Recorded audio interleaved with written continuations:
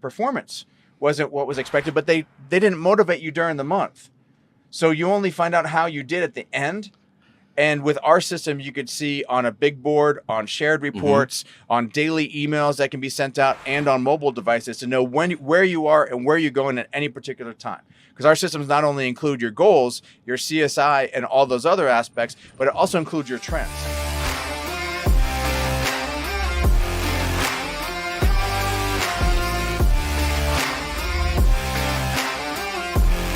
Hey, what's going on, Podcast Nation? It's Jason Harris here, and thank you for joining me on another episode of The Drive. Today, I have a very special guest with me. I have Mr. Todd Katcher with Digital Dealership Systems. Todd, what's up, man? How you doing, dude? Good to see you. It's been a long time. I think we run into each other for about 15 minutes every year or so, and that is about it. And then talk in between, and then enjoy each other's company virtually. Well, I'm glad we had a chance to actually get in a bus, drive up and down the Las Vegas Strip, and just talk about everything we want to talk about when it comes to digital displays and what you guys have been working on. You know, I got a funny story. I got to let everybody know out there how actually me and Todd met. It's pretty funny because I actually had an agency, Digital Dealership Solutions. Yes. And our name was so close to each other that when you Googled it, we'd get calls for his support and he'd get calls for our support. Yeah. And one day we're just like, what do you do? And we just called each other and we're just like, what's up? So, but here we're talking about digital dealership systems. Been a big fan for a while, and I'm super excited. But let's kind of kick it off with kind of that origin story. Sure. Right? Because I don't think anybody just kind of wakes up someday and goes, hey, I'm going to build a cool product for the automotive industry. Because let alone a niche like digital signs, which is not like a big niche. And I had no experience in automotive. In fact, I rarely even walked into a car dealership once in my life. I think my dad helped me purchase a car prior to that through him. So I really never actually walked into a dealership and went through that whole buying process. So even as a consumer, I was unaware. So as a vendor, I didn't even know the word vendor at that time.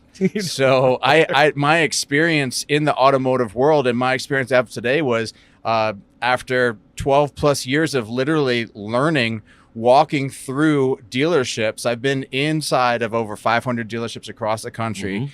And during that time, I ask a ton of questions, just my nature in life in general, asking a lot of questions and really understanding why you do what you do, which when it comes to the car industry, a lot of people don't know why they do what they do. You know, and there's still some people out there figuring that one out. They know what they do. They know what they do, but the why, yes, 100%. I mean, a lot of them have vendors that they don't use. A lot of them have programs they don't use. If a lot of dealerships say if the manufacturer doesn't require it, I'm not going to sign up for it. You know, so when it comes to our product, we're all about customizing the customer experience.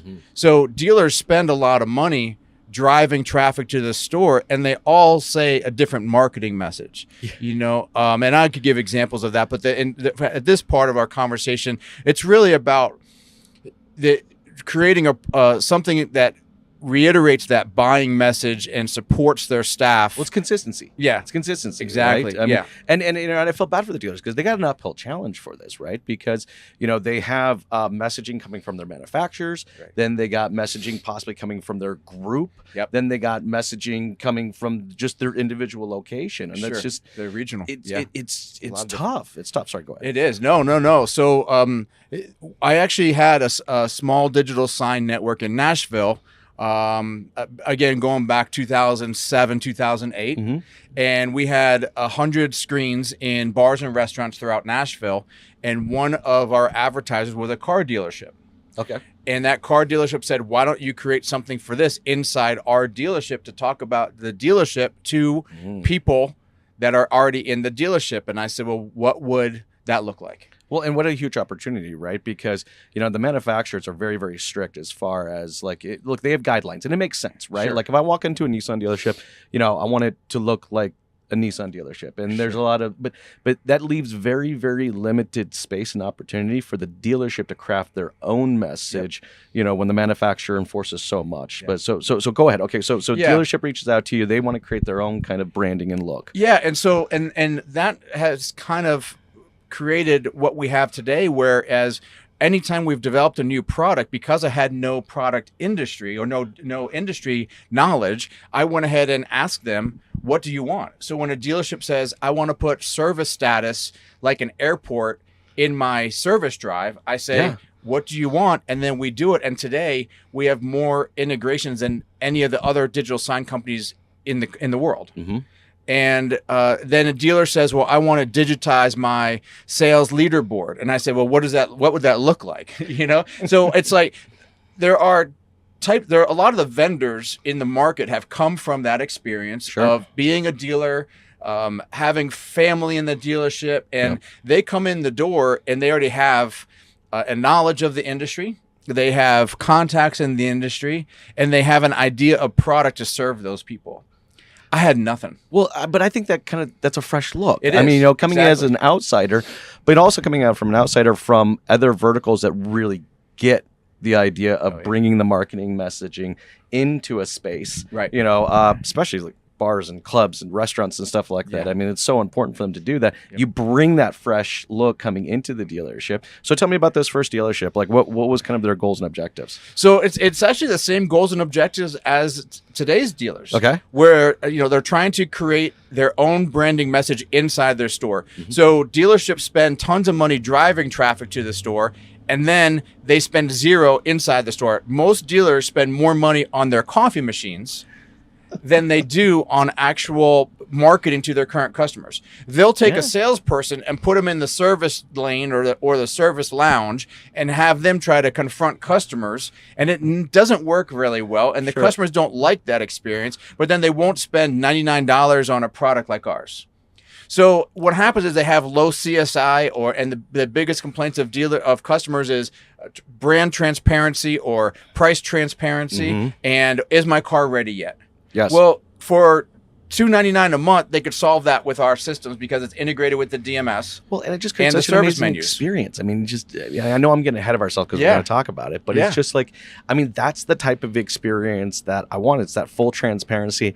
I can see up there what their pricing structure is and what, but also I can see in, where my vehicle is and when it's going to be completed and when it's being worked on. I mean, it's just look, here's the thing I find with experiences. It's never one big thing that makes the experience. You're right. It's always a little thing. And it builds up. And it just builds up, and Las Vegas is like so perfect with this, right? Because the entire city like just understands this model. I mean, we just picked you up from one of the newest hotels on the Strip. Yes. And how's that experience been? Just the little things that they've brought to it. Yeah, I mean, it's like I love Vegas because those details, they realize that the details matter. Yes. So, and the other thing they do really well is they want you to stay on their property. So they keep a lot of digital signs inside their property to market their products, their restaurants, their nightclubs, their events, their loyalty programs to stay on there. So imagine you're MGM and you own half the Strip. Let's say like you own 8 casinos on the Strip. They do co-market between them. So if you're a Nissan dealership, or let's say you're a dealership brand in a particular area, you don't own every dealership in that particular area or that region, but you own 10 out of the 30 or out of the 40. Well, why not cross-sell between them? Because you have a captive market. So if you're like, as a corporate entity, Nissan, they want people to start with Nissan and then grow up through Nissan, then go through Infiniti. Sure. Right? And so if you have a Nissan and Infiniti, which most Nissan dealers are also Infiniti dealers, then you want to go ahead and market the Infiniti as an opportunity to stay within the brand, because there are other Infiniti dealerships in your region that are not owned by you. Sure. And, and even on the flip side, though, like if I'm a group, let's say I am the Infiniti dealer, right? And that Infiniti owner also wants a truck in their driveway. Sure. Right? Like if they don't know that I own the other 7 locations in the area and then I can get them that new Denali.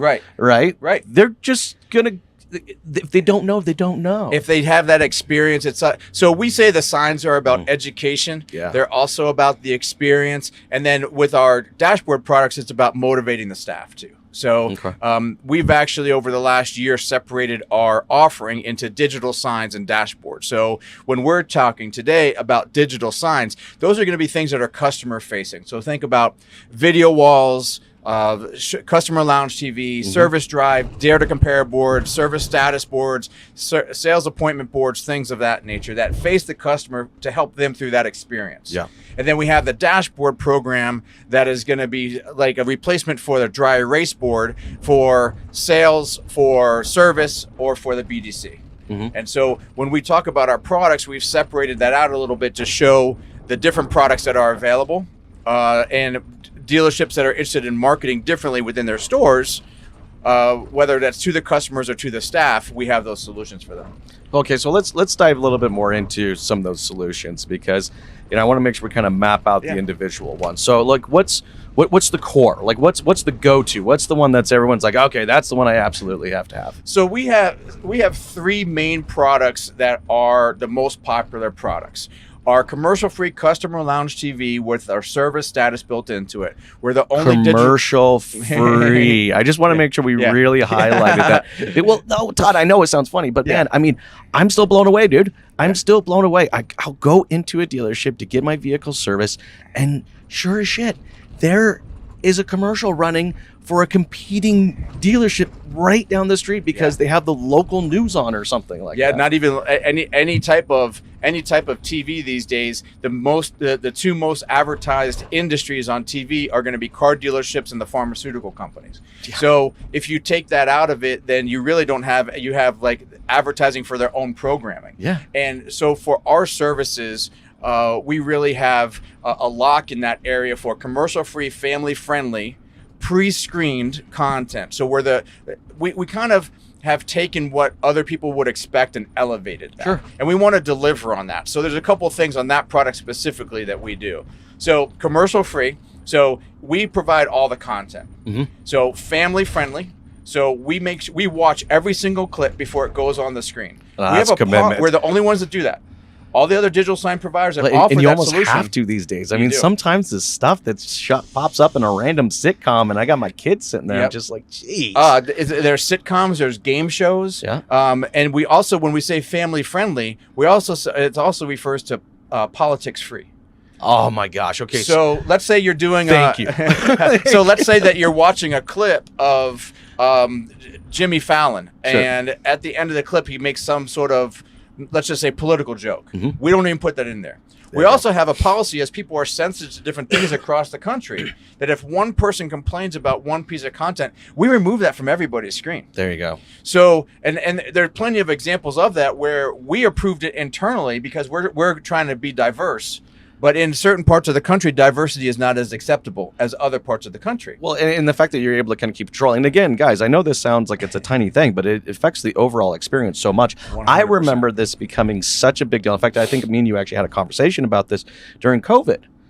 All right. And it blew my mind how many times I'd walk into a dealership and sure enough, CNN or whatever was on the TV, and it was doom, gloom, the world is ending, and oh, by the way, you have an $800 brake job that needs to be done. Like, why even bother? If you watch the TV, the world is ending. Tomorrow, right? Like, or the politics of the 2018, 2020, 100%. Those types of things. And we're coming up on it now, where you either the ticker across the bottom of a news feed. So if you're watching CNN or Fox or whatever, there are some dealerships that I talk to that have a Fox room and a CNN room. They split, because it's that because they have that diverse of customers, and instead of spending $99 a month on a program like ours, they want to go ahead and have that. So we have family-friendly pre-screened content mixed with your manufacturer and dealer content. Yes. So we're going to automatically add all your manufacturer content, which I just found out that two of our competitors in the market space for this product don't actually add the manufacturer content. So they're putting this commercial-free content on there that you have to add yourself from their catalog and update it yourself. Then you have to go ahead and add the manufacturer content. So we do all that automatically. Yeah. Well, I've always felt yours was more of a premium solution. I do have to admit, it looks premium. I appreciate that. It does. I mean, I have to. It looks like something the manufacturer actually would put together if they realized that they had to spend more time focusing on the experience. Anyways, go ahead. Yeah, and then we could also add, along with that, dealers have provided us with vendor information, such as other vendors that have videos for services they sell, whether that's a tire company or whether that's a promotion they're running, or a lot of dealers are making their own videos today inside the store, talking to their customers directly. So we're affording them an opportunity to speak directly to their customer in their lounge. Hi, I'm Bob. I'm the general sales manager here at Bob Chevy. I just wanted to welcome you to the store today. Thank you for coming in. We could go ahead and give you free service today if you jump into a new vehicle. Why don't you take a test drive while you wait? You could speak directly to the customer in the lounge area with your messaging, as opposed to putting your staff in that awkward position of having to confront somebody and have that conversation with them to try to get them to get a test drive or to get a trade evaluation or something like that. Well, it's the senses, right? I mean, when I'm sitting there and let's say the average waiter's over an hour, right? So I'm sitting there consuming what the entire environment around me is for over an hour. I mean, we're here in Vegas, and I was just reading an article about some of the scents, like smells, that actually get pumped into the air. And I'm like, that's how far they're taking it, and yet we're still struggling just to flip off CNN and put on something we actually control. I think dealers are hesitant just because for change in general. It's never the dollars. So no matter what's there. When they have regular TV, customers complain. When they have commercial-free TV, customers complain. And so what happens is that they decide to go with the least complaints around. So our content changes every 10 minutes. So they're very small segments, which means it's going to appeal to a wider range of people. It's going to keep me entertained. It's going to keep educated. I'm not going to be sleepy. Right. I'm not going to be zoning out. Right. And it's positive, family-friendly content. Plus, you can have all the manufacturer content and all the dealership content. So it gives them another marketing or advertising medium. Yes. And then as we make our way to places like the Drive, 100% of your service customers come through the Drive. Yeah. And if they have to, they physically have to. And if you're not marketing to them, it's a lost opportunity. Mm-hmm.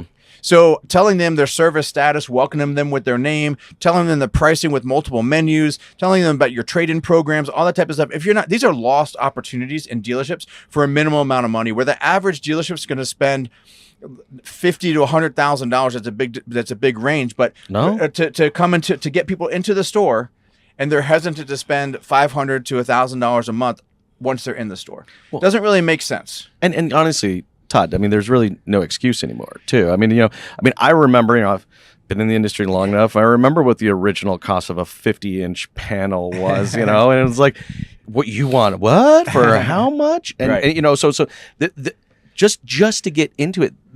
The cost is so minimal. Exactly. It's just a commitment to it. So so we got the TV. We have the service. Now, what's that product? Service and line. Yeah, so in the service Drive, we have service status integrated with their DMS and the menus, and then we have Dare to Compare. We have welcome boards and things of that nature. It's really depending on the dealership. And one of the great things about our product is that we charge per media player. So we have some dealerships that have 50 TVs, and they only pay a subscription fee on the 7 media players that run those 50 TVs. Oh, I'd appreciate that. So cost-wise, when you're looking at a system like ours, we have one store in New Jersey that has 15 screens, a screen between every advisor. Big store, do 5,000 ROs a month, and they go ahead and have they only pay a subscription for 2 media players on 15 screens. So cost is not an issue. It's the fear of change. It's the fear of transparency of pricing. Some dealers fear that. Or even just knowing. I got to admit, how many dealers out there know that they can just actually do this too, right? I got to admit, that's part of our marketing, right? Exactly. Well, I have to admit, it sounds like a lot. You know what I mean? Right. It's just like, oh my gosh, I got to put all these screens up. I got to figure out some way of connecting these screens. I got to figure out how to get content. Well, we do offer installation services as well. So for those dealers that are doing, we did an install at a store, that 50 screen one. We did that install. It was a 1-week install. It was like we sent our team out there. We have a team that travels around the country. So I just hit the easy button. And they just, I like that. So dealers, you could go to a local Costco or Sam's Club or Best Buy or whatever. I'm not sponsored. And go buy a TV. And you're responsible for that TV, and you do the installation, and that's one way of doing it. For dealers that are more sophisticated, we provide a full system where we go through and say where's the best place to put the TV, what TVs to put where, and what content so to you put kind where. of come in and do an audit and kind of understand like kind of like a customer flow of just kind of like where they're coming in from the service, drive through, and then kind of how they enter in the space. Oh, that's cool. I dig that. And then we put in commercial grade screens with a commercial grade warranty, because if you take that screen from a Costco or a Sam's Club and put it in your business, it doesn't have a warranty on it anymore. So ours are going to have the warranty from the manufacturer, and then for 2 or 3 years we do video walls, we do complete turnkey installation, so they don't have to worry about it. That's cool. If they're doing a new build, then we'll work with their contractor so we don't have to add more people to the mix. We're doing one now in New York, Rivera Toyota. They've contracted us, and we worked with their team for about 6 months now, and we're installing next month. So it's an opportunity for us and for the dealer to not have to worry about that part of the program. Well, and I think it's cool that you guys offer that kind of that consultative nature, because there's many other verticals that spend a lot of time designing out that flow. Right. I mean, look, there's a reason why the gallon of milk is at the back of the grocery store, not at the front of the grocery store. I mean, talk about a vertical that really understands, customer flow, to maximize stores, like 7-Elevens and stuff like that. The Slurpees are in the back, right? And we spend millions and millions of dollars building these Taj Mahals, right? And then we're like, okay, are we really optimizing that Taj Mahal? Yeah, we just talked to a dealer last week. They put in a brand new store, they had $20 million, ground up. Yeah. 24 months, and they put in 25 TVs, and they don't have content. They don't have a plan. Oh, no. They got the TVs though. They have the TVs though. Screens are there. But when I asked them about their plan, they didn't have one. And when I asked them about the connections, none of them were connected together. Okay. So there's still some work that needs to be done, because you don't want to walk in, like when you walk into an electronics store, they often have the same content on every TV, because your brain freaks out if every TV has something different on it. For sure. It works in a sports bar, but there's alcohol involved, so your brain slows down. But in a car dealership, you don't want your car dealership to be a sports bar. Contrary to popular belief, in the auto industry, if you walk into most car dealerships that have screens in their showroom, it's on various channels of ESPN. Yeah, no, I totally agree with that. And that's where the manufacturer requirements that you were talking about make sense, because they're like, we're trying to sell cars here. So they have to mandate stuff like that, because otherwise dealerships just do whatever they want, and that doesn't help sell cars. Yes. But for those dealerships that have the option to put up their own systems, at the end of the day, you're there to sell cars and service. Someone's walking into your business. It's not their house. They don't mandate what's on your TV. It's your business, not theirs. Business. You're there. They're trying to make as much money as you can from each customer walking through that door. That's your goal. Well, and that should be your goal, and that I think is actually kind of a perfect segue kind of into that third solution that you guys have. I love the fact that you guys it's there's no one pony here, right? Like you guys are extending the experience for the dealership. You're creating a level of transparency with your service solution, and then you have a really cool sales solution that I got to be honest with you. If I was back in the dealership, I mean, I want my command center. So let's talk like what's the product called, and let's kind of go down that. Yeah. So under the umbrella of dashboards. Yes. And we've spent a large part of our growth and our investment into this product, and created a beautiful suite of services that appeal to every dealer. So we have 3 components currently under there, and we'll add more over time, and then each one gets more and more detailed. But we have our sales leaderboard, our fixed ops leaderboard, and our BDC performance reports. And basically what we learned is that a lot of dealers have been using handwritten dry erase boards throughout. I know I did. throughout the dealership. Yeah. Sales, service was notorious for looking at how the month was after the fact. Oh yeah, 100%. So they never looked on a daily basis, and they rarely shared that information with the staff. Well, so the staff in service were never really designed for it either. Right. I mean, I gotta be honest with you. Like if I pull up my scheduler on it ain't pretty. It's like it's not a lot there. Anyways, go ahead. And so with our system, we're motivating people with data that's updated as often as every 15 minutes. So in service, especially fixed ops, meaning service advisors and techs, their money is really related to their performance. Of course. And their attitude, because they're dealing with the public, really impacts their bottom line. And many of them have used our systems to create new KPIs to pay their staff. So dollar per RO, their CSI, all that stuff is listed on their gross, their hours, their efficiency. All that stuff is listed and updated every 15 minutes on our board. Which talk about creating that. Now we've talked a little bit about creating a customer experience. Now we're kind of talking about creating that staff experience, right? Yeah. Being able to see kind of where I'm at that given moment, but then also look, we're in a competitive business. No one just walks in one day, decide to be a service advisor or a salesperson, not have a competitive bone in them. We need it, right? Well, the other thing to consider is that on the service side, remember that they always look at the numbers after the fact. So they get their paycheck and they're like, why is my paycheck not what I expected? Well, because your performance wasn't what was expected, but they didn't motivate you during the month. So you only find out how you did at the end.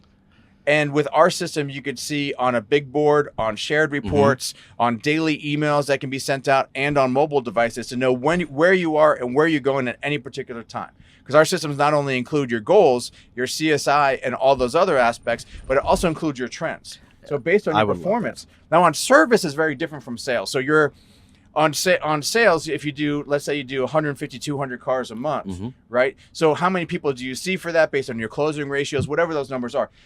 Service is seeing 10 times as many people. Well, yeah, so it's much harder to track. Like, I was trying to think, like, volume. I was a service advisor, and I actually had to kind of pull my own report on a daily basis and just kind of keep my own kind of Excel sheet to make sure that I was actually hitting, my financial goals and objectives. There was one. It wasn't like just one clean. It's not like on the sales side to the point where you're like, I can go to my CRM. I can pull up my sales report for the month and literally see what the gross is I've got for that month. Yeah. And so the difference is like you said, the amount of information, plus their attitude can change throughout the day to impact where they rank on the board in one day. Remember that they're like, let's say you have that store that I mentioned before, 5,000 ROs. 15 advisors. So the numbers work out, let's say 400, I don't know, whatever the numbers are, 400 ROs per advisor, whatever that number is. And they touch that many customers. Salespeople would love to touch that many customers in a month. They're not. So the amount of impact they have and their attitude has on their bottom line and the money they put in their pocket is a direct correlation. On the sales side, sales are used to tracking. It's notorious for that. So what we want to do is provide them not just a single board, but multiple reports that tell them the story of the dealership, not just how many units you sold. So where do you rank on gross? Where do you rank on different KPIs that the dealership sets? Where do you rank on front end, back end? Like all these different types of things depending on your store and what's tagged on you as a member. It's breaking the goals down on a daily bite-size element. Right? Yeah. I think too often, and I've been in this. In fact, I've probably done it myself. I've gone into a sales manager meeting and I'm like, okay, here's our monthly goal. Yeah. All right, we got to hit this number, and this number. But it's a big, hairy monthly nut that's got to be done, right? Yeah.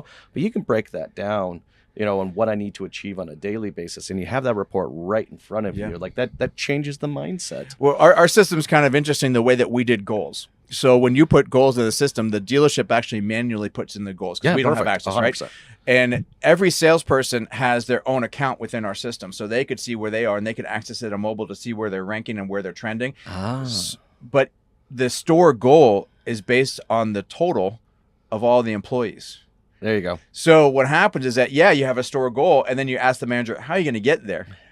And where you say, well, Bobby's going to do 10 and Susie's going to do 20. And, so you can break it out to each individual. Yeah. So now it forces the managers in the store to be more specific, like not just what your goal is. It's great to throw out a number, but how are you going to actually get there and who's going to do those numbers? And 100%. Then you see percent to goal.